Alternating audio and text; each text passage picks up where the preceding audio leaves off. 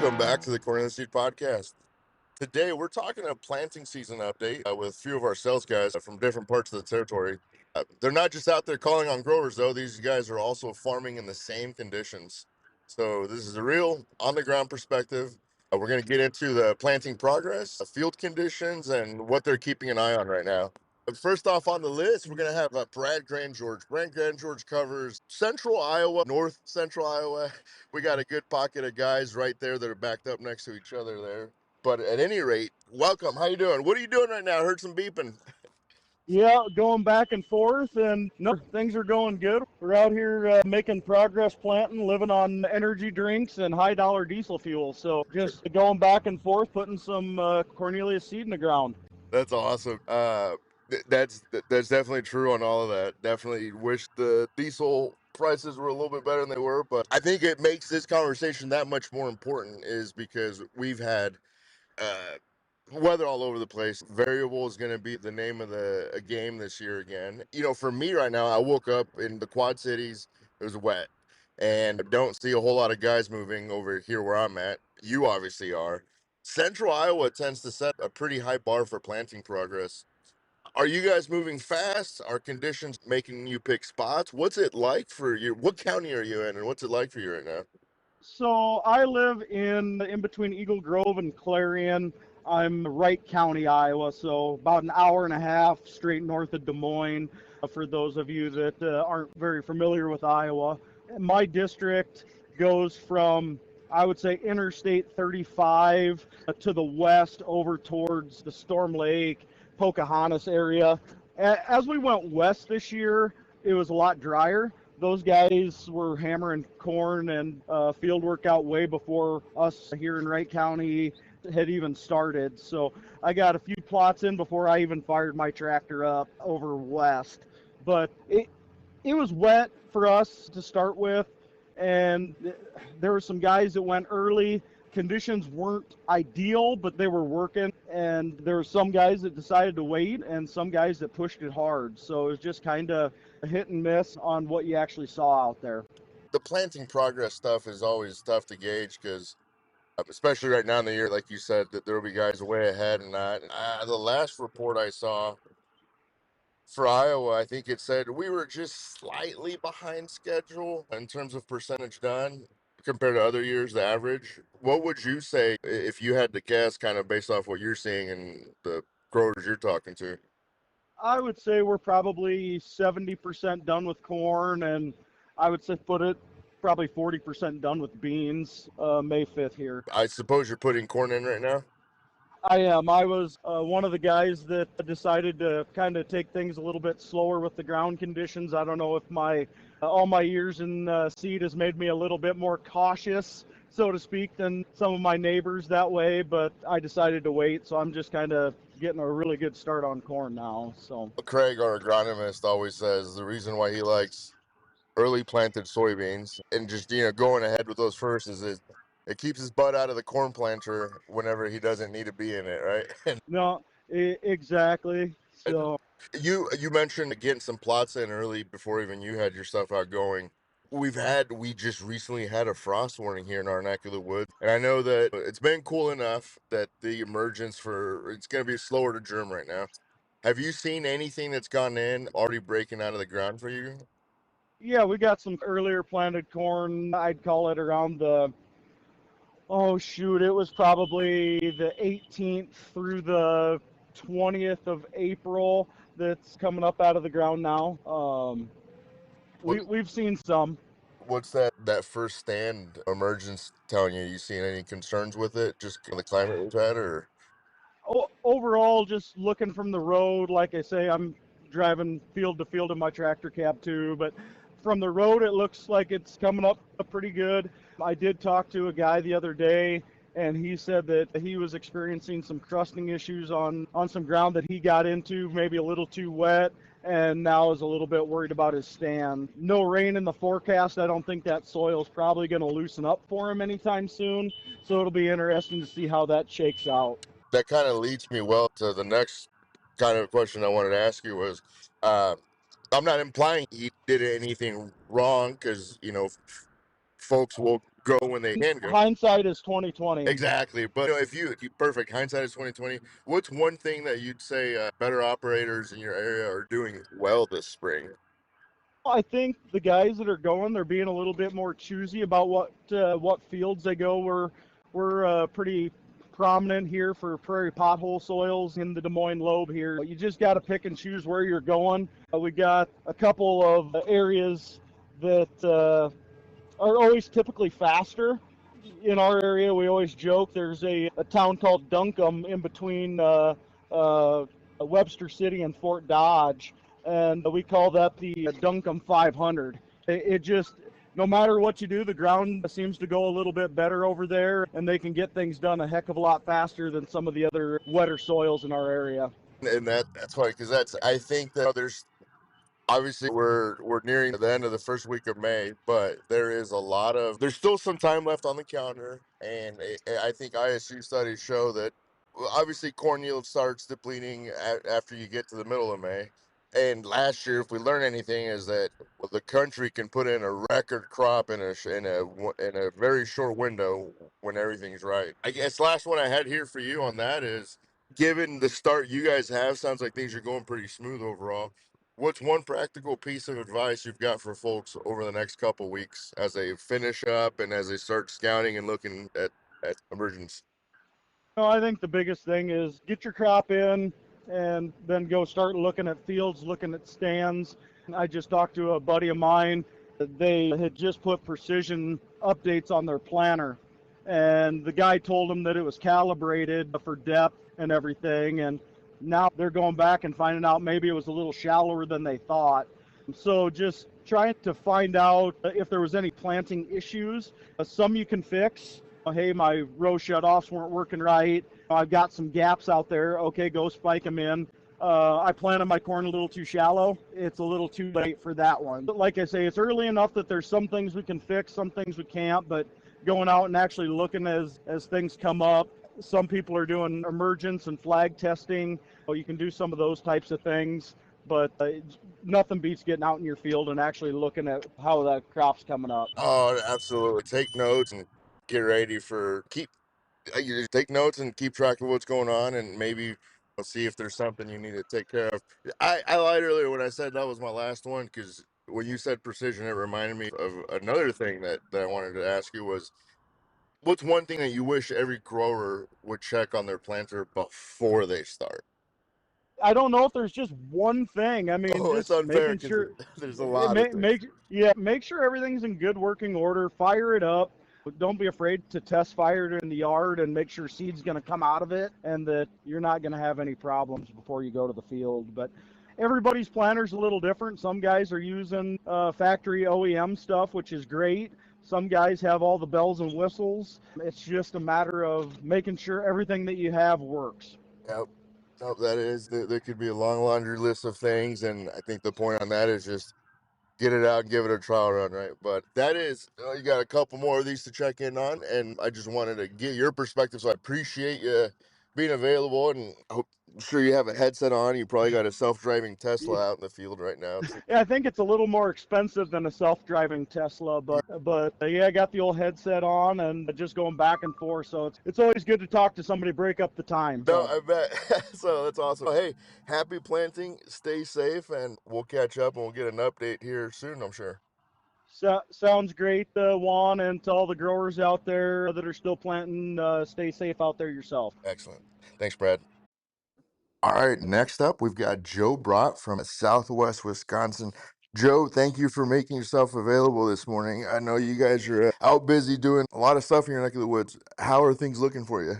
It's cold, definitely cold. We had frost again last night, which is the date, May 6th. Calling for frost again tonight. It's the ground's finally getting pretty fit, even for the no-tillers. The guys that had work ground, of course, they had it dried out probably a couple days ago. But yeah, field progress is coming along. A lot of dirt turning, and finally getting some planters rolling. Right before we spoke to Brad out in Central Iowa, catching a big portion of our footprint going from west to east, and it's been essentially as we've progressed across that, it's gotten wetter and colder, right? And for you, what percentage would you say you guys are, if you had to ballpark from what windshield driving, would you say is planted in the ground in your county? Grant County here, I would say maybe 30%. Okay. Maybe. That might be a little high. It might be 30%, somewhere in there. And then when you mentioned you're in Grant County, I think that's something I've learned when talking to you guys, that one, sell seed, but then also farm, is usually you're taking care of all your growers first, and then you guys get started at the end. How's the timing for you and your dad's operation right now? Are you on schedule, ahead of schedule, behind? We're probably a few days behind. There hasn't been a big rush as far as like plot season. We're in heavy plot season and trying to get caught up with guys running out of seed and stuff. But there hasn't been a lot of that yet. Planters have been slow to roll. So I guess the weather's kind of pretty much been the deciding factor there. And this time last year I had probably half a dozen plots in, and I've got one in today Oh as I my. sit here today. So Oh my. I assume everybody kind of did. It depends on what part of the states I talk to. Some folks are real aggressive about getting beans early, and is that something that you guys took care of already, or is your approach it differently? that was the plan, but Mother Nature, of course, threw the wrench in. Then, if you were no-tilling into corn stalks, like heavy corn stalks, it just barely fit. So on my own operation, we switched. The bean stubble that we were going to plant corn into dried out faster and was ready first. So it was like, okay, we're going to pivot and switch to corn so we can get planting. I think that's probably the case for a lot of guys. I know most of us want to plant our beans first, get them in the ground when it's too cold for corn, Yep. but it just wasn't fit this year. Would you compare this to, does this year remind you of any other years so far? Is it unique in its own way? If you go back far enough, you could probably find a year Yeah, but that's like it. But I mean, in nothing my in recent. yeah, my recent memory, I don't remember being this cold, this wet, this long into May. Yeah. And where you're Southwest Wisconsin, there's a ton of rolling ground, variable soils that are uneven, of course, right? And so planting progress from one field to the next, already in a perfect year, is pretty different. I just always amazed that I know lining up this call with you is different than the guys in the center of the state that have giant rectangles and are just going back and forth. And you've mentioned obviously some plots have been going in first. It's too cold for, it's going to slow down emergence. And this is why treatment matters and everything that we do. From what you've seen and just at least the type of the weather we've had, field conditions being fit's the big one, right? So you run the risk of compaction and things of that nature. Is there any concerns for the folks that did go in early that you'd say, "Hey, here's what you should watch for as as we, prepare for the seed to emerge?" Yeah, the guys that were pushing it when the ground was tacky, you definitely got to be out there looking at the crust. There's going to be crust out there if you were out there when it was tacky. Depending on the crop, it seems like corn has a little sharper shoot, so it seems like it comes up a little better in that crust. But if it's bad, you're going to have to get out and get hoeing. Those kinds of things. You need to be out scouting for that right now if you planted really early. I know we had some good planting conditions. We had 5 days where the weather was in the 80s, and I think the ground actually turned out pretty decent. But then we had nothing but cold, wet weather since, Mm. and that's I think where we could run into some trouble. I don't know of any. We've got some corn out of the ground, a little further south, the southern part of my county, my area, but just spiking up stuff. Nothing's growing fast right now. If it's not fit, you need to be checking stuff because we could have all kinds of surprises and problems. Yeah, that we're approaching that time where guys are looking at the calendar, right? Have you changed your mind on anything this spring compared to what you thought in March when you had the plan laid out and you guys were ready to get out there? And other than pulling the substitution on planting corn first, no, we're still all right time wise. Um, it's cold. I know a lot of guys get pressured by the neighbors. They're like, oh, the neighbors had theirs planted a week ago, this and that. And it's, you know what? Their corn probably still ain't on the ground. You're not behind. You're not behind. In a normal year, this time of year, guys usually got corn that's up 2, 3, 4 leaf already. And yeah, then now we're getting behind, but everyone's in the same boat. It's just been cold. Nothing's growing right now. And if it is, it's just inching along. We got to make sure it's fit because it feels like we're behind on the calendar, but the growing conditions tell us otherwise right now. We're all just in the same boat. Oh, absolutely. And that's I think, like you said, patience there is probably right now at this point, the best way to hope for a strong crop, right? Are the fields with manure or covered crop history, I'm guessing probably definitely one of those ones that are getting left for last? Not necessarily. In my recent experience with like rye, cover crop, planting corn into rye or even soybeans, it seems like that rye, and it depends how you do it. If you sprayed the rye 2 weeks ago and you're planting into it, of course it's going to be a completely different scenario than if you're planting into it green. But if like the guys that are planting green, that ground's always going to have good moisture under it, just because that rye is going to shade it and keep that moisture in the ground. And obviously the plant does suck up excess moisture, but there's going to be good moisture in the soil. And what I've noticed is when you plant that green and then you terminate it, it stays moist. You might think you planted it a little tacky, but you're all right because it stays moist and that crop still comes up in it. It doesn't crust, I don't think, as bad as if you were in a conventional tillage or no-till situation. So the biggest early season watch out. If you had to tell growers in your area one thing to keep an eye on over the next 2 weeks, what would that be? Emergence. Excellent.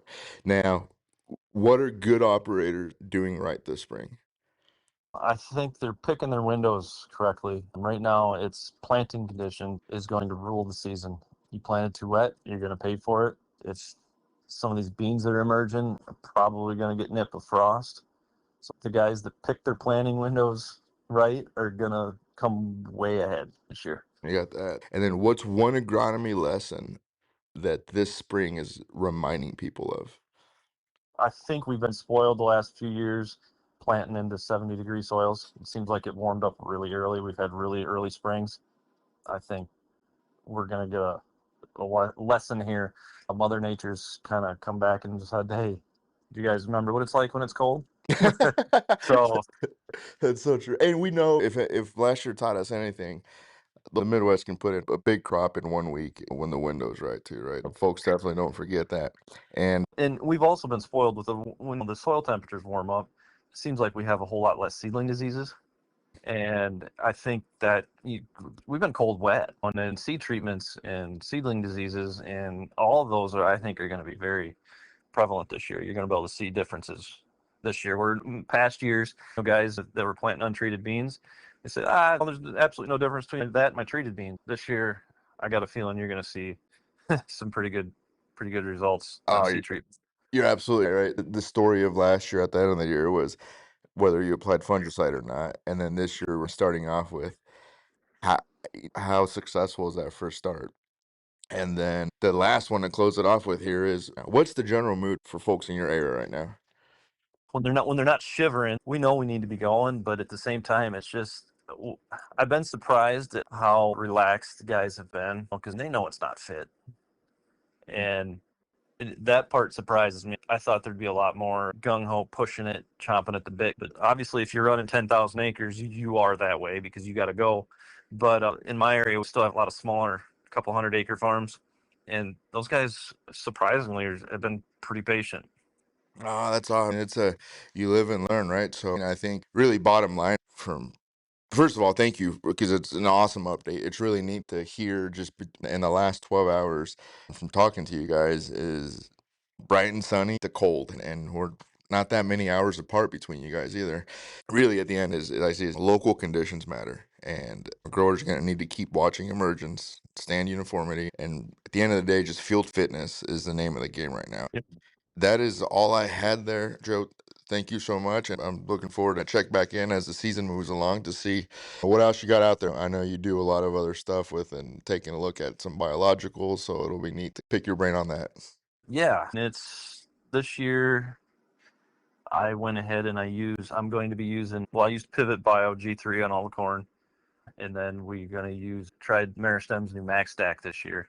They have a new biological fungicide in that mix, and of course I like the CRW component of that package. But they're all biological components. So yeah, we're definitely going to be using some more biologicals this year than I did last year.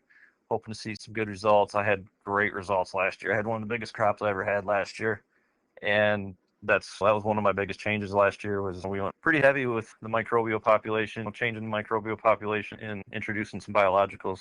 So That's fascinating. And then I love that you said that, because if memory serves me right, your operation, you guys are heavy on the conventional side, but you will use traits where you see them, right? Or am I blending things? So the corn side, I'm 100% non-GMO, no traits at all. But the beans, we do use the Extend Flex on the beans. Okay. So that's where my traits are on the bean side. No, that makes sense. I love that you mentioned it that way, because everyone knows their acres better, right? But even you mentioned CRW pressure, and you weren't afraid to put a conventional hybrid out there, but you took care of it at the planter box with some of those offerings from either Meristem. So I think that'll be really cool to keep an eye on and see you beat last year's crop with a cold start.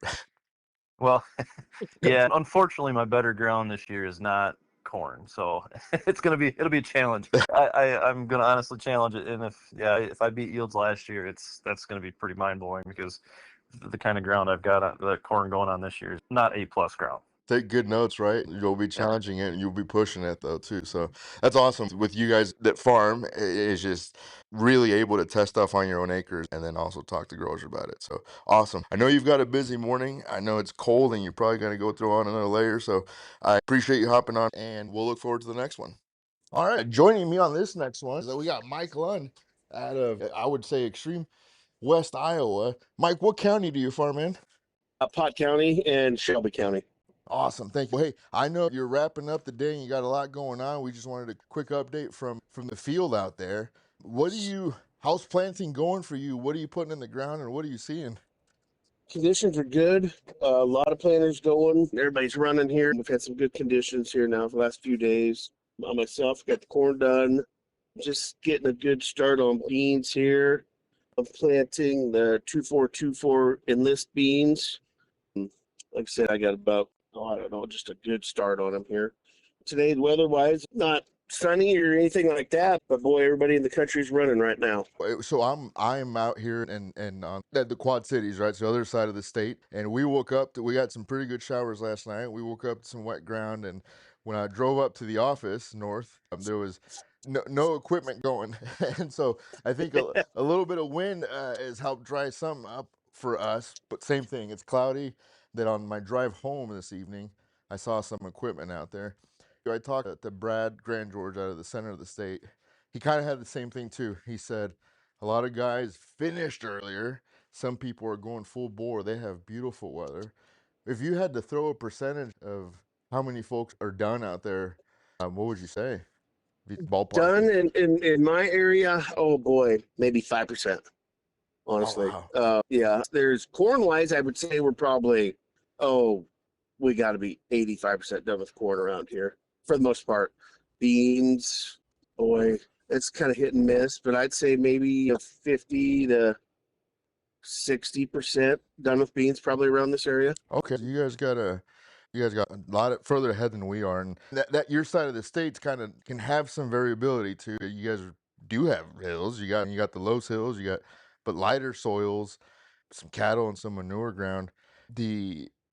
How is that compared to the bottoms? Or do you have any bottom ground that it's? Yeah, I do have some bottom ground, and it's been a while since we've had really rain. So as far as, put it this way, we're not planning around any wet holes. Okay, huh? That's good. That's good. Yeah. I know a few years back you guys needed the rain, so we'll take it, but we're way better off than we were a couple years ago. Put it that way. It seems like the conditions are fit. Have you noticed the seed bed drying out any faster than guys expected, or residue movement, or all that holding up pretty good right now? No, I think that's all staying pretty good actually. The rains that we have had have been a gentle soaking rain. So it's, as far as runoff wise, boy, we really haven't. I would say every drop of rain that we've gotten has gone in the ground. Oh, that's so we've been fortunate there. We've had some isolated areas of some hail, that kind of stuff, but moisture wise, it's all going in the ground. Excellent. I got a couple more because I know you were wrapping up, and I'm curious on you've been farming your whole life here, but how does this spring feel different from other years? Is there a year that you're like, you know what, this reminds me of 2020 or I think this was probably a little bit different too. We had such nice weather early, and I think everybody thought, boy, we're going to get a great start here. And there in the end of March, man, we were looking great. And then it got a little cooler. We got some rain there, and everybody pumped the brakes a little bit. So I don't know. I honestly think this year's maybe just a little bit different than the rest. other ones in the past, honestly. They've all had their own kind of fingerprint, that's for sure. Yes, exactly. And I get to wrap it up here. I would say, what's one piece of advice that you have for the folks that are around you and your growers as they're wrapping up, or maybe they are wrapped up in this next couple of weeks? What's something you'd like for them to keep at top of mind? Boy, I guess you can't ever stress enough. I don't necessarily get in a hurry. Because usually that's when mistakes happen.